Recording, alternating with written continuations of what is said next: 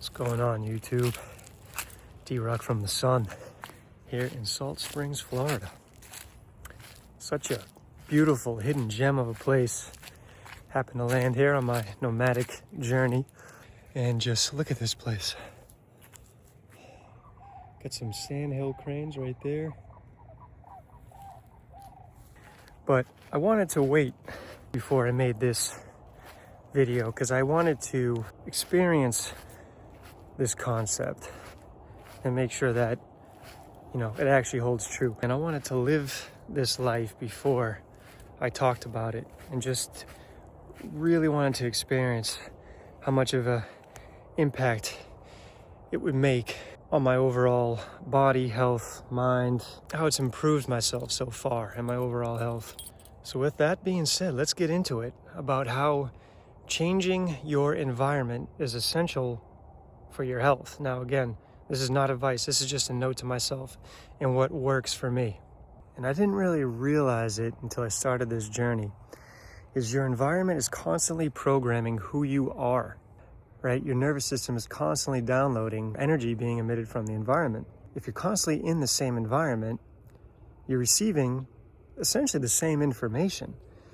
Familiar environments act as energetic mirrors, where it's basically reflecting back the person you already are. So how can you become the person you want to be without changing your environment in some way? And a lot of people might be saying or thinking, oh, you're running from something, you're trying to escape. I guess that could be one perspective, right? But really, I guess you could frame it in a way that you're trying to escape from your old self. But really, I think it's more about running to a new person, or kind of retuning, refining, enhancing, trying to seek out a new energy or a new frequency that you resonate with to become that person you want to become. So when you're in the same environment, personally, I feel that energy stagnates, which is not a good thing, right? If you become stagnant, you're not growing. If there's a patient in the hospital and they're bedridden, they're not moving, they get bed sores, they get all these different ailments.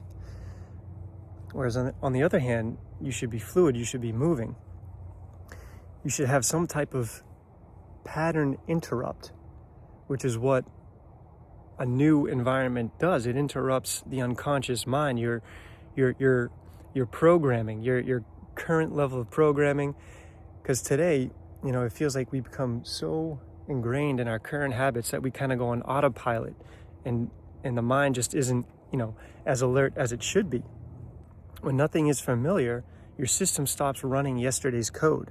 Therefore, changing your environment creates these new neural and energetic pathways. The new sensory input essentially forces your brain to wake up, whether you like it or not, because you have to react.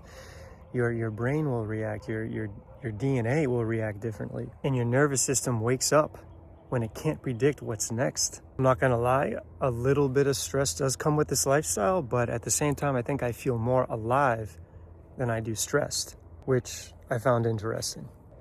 Another thing I notice is that I am dreaming much more frequently now. I have nightly dreams, whereas before I started this journey, it was stagnant, it was blank, like I had nothing. It's like I finally have unlocked the gates for my dreams to flow through to me or something. Some of the benefits I've noticed since doing this, other than the ones I've already mentioned, is definitely clearer thinking. I'm less foggy. I'm definitely way more productive than I was before. It's crazy because you'd think moving from place to place, you wouldn't be as productive, but actually it was the opposite, which I was not anticipating. I thought I'd be too worried about everything I needed to get done for these new places I'm living in, but actually it's been the opposite. I've been more productive with work.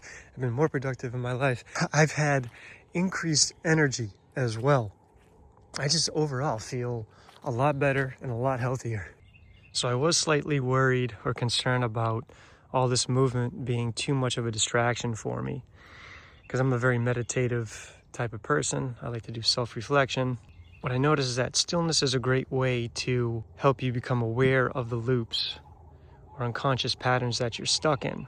It doesn't really do a good job of breaking them. It's really the movement that breaks the pattern, that changes and clears the energy field. So when you take a look at our history, some of these ancient traditions that we used to do, like pilgrimages, vision quests, walking meditations, if you notice, they never really separated the two, stillness and movement. They were always combined. I think that's the key. They had the clearness and stillness of the mind while also receiving new signals from the different environments and the movement.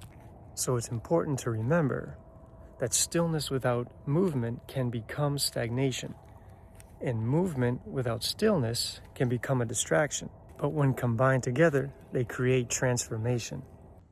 And this is such a powerful way to create internal change. Your old identity dissolves faster, your nervous system stops defending the past, your intuition sharpens, your dreams deepen, new self-concepts naturally stabilize, and you're not forcing change, you're just removing resistance. So in short, stillness alone won't rewire you if your environment is feeding you the same signals. Changing environment breaks the pattern, and stillness allows the information to land. It's also about knowing when to move and when to sit long enough to let this shift integrate. And this concept ties in nicely with what Dr. Joe Dispenza preaches. And if you're not familiar with him, go pick up a few of his books or listen to some of his podcasts. He basically says that, epigenetics, which is the environment signaling your genes, that can kind of help change who you are. So your personality can become different if you change your personal reality, which I think part of that is the environment that you immerse yourself in. So if you feel stuck, you might be living in an environment that keeps activating the same version of you. Personality is a pattern of repeated signals. If you change those signals consistently enough, your personality reorganizes. And one of the easiest ways to do that is to change what your nervous system responds to, which is a new environment. All right, that's it. I think that's all I had today. Get you guys in the next one. It's cold out here. I got to get back inside.